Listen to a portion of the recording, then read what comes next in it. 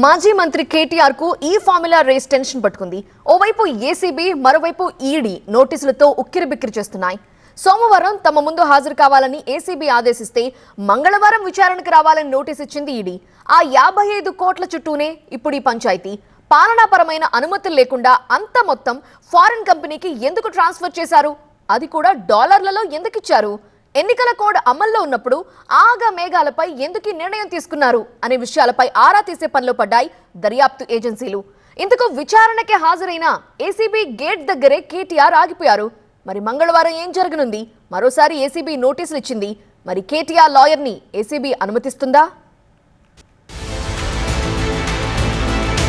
KTR ACB విచారణలో మెలికలు, ఊహించని మలుపులు.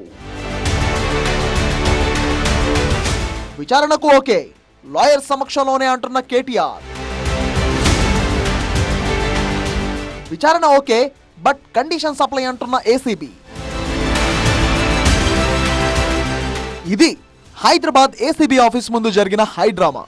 బీఆర్ఎస్ వర్కింగ్ ప్రెసిడెంట్, మాజీ మంత్రి కేటీఆర్ కు ఫార్ములా ఈ రేస్ కేసులో ఏసీబీ నోటీసులు ఇచ్చిన నేపథ్యంలో విచారణకు హాజరయ్యారు. ఆయన ఒక్కరే కాదు, ఆయనతో పాటు ఆయన లాయర్లను కూడా వెంటబెట్టుకుని బంజారాహిల్స్ ఏసీబీ ఆఫీస్కు వెళ్లారు కేటీఆర్. కేటీఆర్ కోసం వెయిట్ చేస్తున్న ఏసీబీ అధికారులు కారులో న్యాయవాదులు ఉండడంతో అభ్యంతరం వ్యక్తం చేస్తూ కారును గేటు వద్దే ఆపేశారు. అయితే ఇక్కడ మొదలైంది అసలు సిసుల హైడ్రామా హై పిచ్ లో. లాయర్లను లోపలికి ఏసీబీ అనుమతించలేదు. దీంతో కేటీఆర్ అడ్వకేట్లతోనే లోపలికి వెళ్తానని, వారి సమక్షంలోనే విచారణ జరగాలని డిమాండ్ చేశారు. అయితే అడ్వకేట్లను అనుమతించబోమని ఏసీబీ తెగేసి చెప్పింది. దీంతో అరగంట పాటు ఏసీబీ ఆఫీస్ ముందు నాటకీయ పరిణామాలు చోటు చేసుకున్నాయి. లాయర్లతోనే వెళ్తానని కేటీఆర్ భీష్మించుకుని ఏసీబీ గేటు ముందే అధికారుల రెస్పాన్స్ కోసం అరగంట పాటు బయటే వేచి చూశారు. కానీ ఏసీబీ సైడ్ నుంచి ఎలాంటి సమాచారం రాకపోవడంతో ఏసీబీ అడిషనల్ ఎస్పీకి తన వివరణ ఇచ్చి అక్కడి నుంచి వెళ్లిపోయారు కేటీఆర్. అయితే వెళ్తూ కేటీఆర్ లిఖితపూర్వక స్టేట్మెంట్ ను ఏసీపీ డీఎస్పీకి అందజేసి వెనుదిరిగారు. తనకు కొంత సమయం ఇవ్వాలని కేటీఆర్ ఆ స్టేట్మెంట్ ద్వారా కోరారు. రాజ్యాంగం, చట్టం తనకు కల్పించిన హక్కులను వినియోగించుకుంటూనే కేసు దర్యాప్తునకు హాజరై సహకరిస్తానని తెలిపారు ఆయన. హైకోర్టులో తాను వేసిన క్వాష్ పిటిషన్ తీర్పు రిజర్వ్ లో ఉందని, తీర్పు వచ్చేదాకా తనకు గడువు ఇచ్చే అంశం పరిశీలించాలని ఏసీపీ డీఎస్పీని లెటర్లో కోరారు. అంతేకాదు విచారణ సమయంలో కొన్ని డాక్యుమెంట్స్ అడిగారని, అవి ఎలాంటివో స్పష్టత ఇవ్వాలన్నారు కేటీఆర్. ప్రస్తుతం కేటీఆర్ క్వాష్ పిటిషన్ పై హైకోర్టు తీర్పు రిజర్వ్ లో ఉంచింది. ఇదే అంశాన్ని కేటీఆర్ ప్రధానంగా ప్రస్తావిస్తూ తనను కుట్రపూరితంగానే విచారణకు పిలిచారంటూ మండిపడ్డారు ఆయన. అయితే తాము తీర్పు ఇచ్చేంత వరకు విచారణ చేసుకోవచ్చని హైకోర్టు చెప్పిన విషయాన్ని ఈ సందర్భంగా ఏసీబీ ప్రస్తావించింది. అలాగే కేటీఆర్ చేసిన ఆరోపణలపైన కోర్టులో మెమో వేయాలని నిర్ణయించినట్టు తెలుస్తోంది. ఇక అడ్వకేట్లను ఎందుకు అనుమతించలేదు అనే విషయంపై కోర్టు ఆదేశాలు లేనందునే తాము కేటీఆర్ వెంట వచ్చిన లాయర్స్ ను అనుమతించలేదు అని ఏసీబీ స్పష్టం చేసింది. అసలు లాయర్ సమక్షంలో విచారిస్తే ఏసీబీకి వచ్చిన నష్టమేంటి అనేది కేటీఆర్ ప్రశ్న.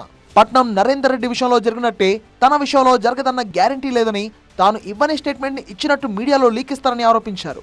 పోలీసులపై తనకు నమ్మకం లేదని, అందుకే లాయర్లను అనుమతించాలి అన్నది కేటీఆర్ మాట. మరి వీళ్ళు లాయర్ను నా పక్కన కూర్చోబెట్టుకుంటానంటే వీళ్ళకెందుకు భయమో నాకు అర్థమవుతలేదు. నేను లాయర్ను కూడా ఎందుకు కూర్చోబెట్టుకుంటా అంటున్నా? ఒకటే ఒక కారణం, వీళ్ళు పట్నం నరేందర్ రెడ్డి విషయంలో చేసిన కుట్ర. ఆయన ఇవ్వని స్టేట్మెంట్ ఇచ్చినట్టుగా ఏదైతే రేవంత్ రెడ్డి గారి డైరెక్షన్లో నా పేరు కూడా చెప్పించి నన్ను ఇరికిచ్చే ప్రయత్నం ఏదైతే చేసినరో, ఇక్కడ నేను కూడా చెప్పందేదో చెప్పినట్టు చేసి మళ్ళా దేశమంతా టామ్ చేసి ఏందో జరిగిపోయింది, ఏందో అయిపోయింది అని మీడియాలో లీకులు ఇచ్చి రైతు భరోసాను డైవర్ట్ చేసే ప్రయత్నం ఏదైతే చేస్తున్నారో అట్లా జరగద్దు. అంటే నాకు న్యాయపరమైన సపోర్ట్ ఉండాలని కోరుతున్నాను. తప్పు చేయలేదు కాబట్టే ధైర్యంగా విచారణకు వచ్చా అని, రేవంత్ రెడ్డి ఇచ్చిన పత్రాలను తన ఇంట్లో పెట్టి తనను ఇరికించాలని చూస్తున్నారని ఆరోపించారు కేటీఆర్. రాష్ట్ర ప్రజలను డైవర్షన్ గేమ్లో మరి బిజీగా ఉంచాలనేది రేవంత్ రెడ్డి గారి ప్రయత్నం. ఈ కేసులో ఏమీ లేదు, దీనివల్ల రేవంత్ రెడ్డి గారు సాధించేది ఏమీ లేదు. మా ఇంటి మీద రైడ్లు చేసుకున్నా, ఇంకోటి చేసుకున్నా ఆయన సాధించేది ఏం లేదు.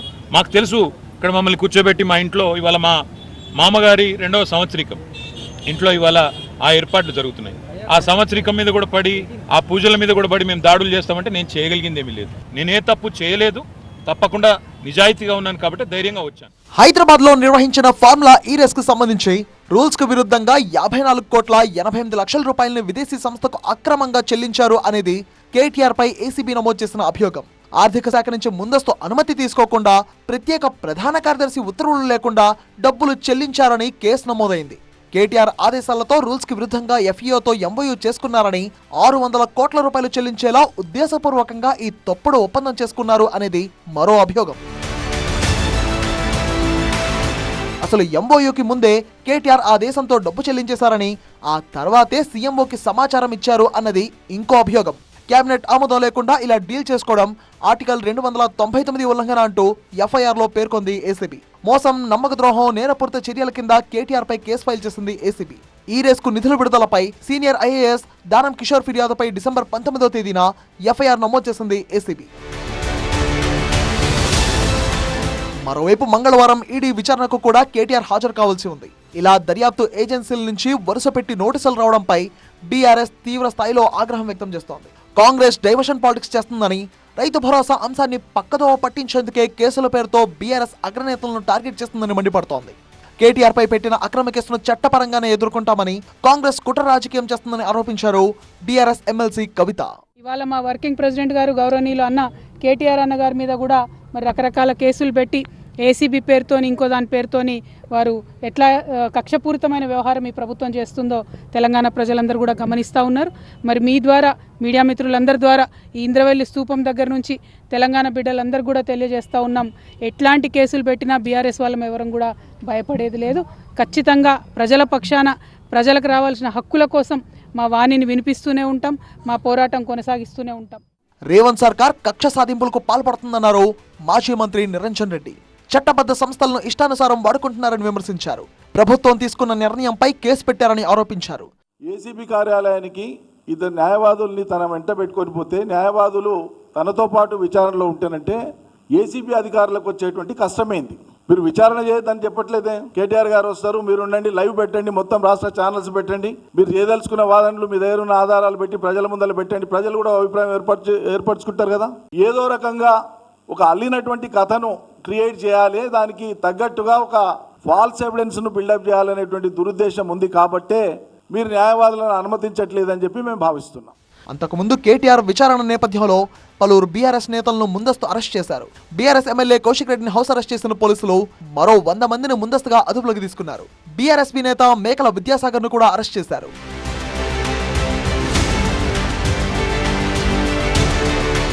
మరోవైపు కేటీఆర్ నివాసంలో ఏసీబీ సోదాలు నిర్వహించింది. ఇక కేటీఆర్ వివరణతో సంతృప్తి చెందని ఏసీబీ విచారణకు హాజరు కావాలని మరోసారి నోటీసులు జారీ చేసింది. ఈ నెల 9వ తేదీన విచారణకు హాజరు కావాలని ఆదేశించింది.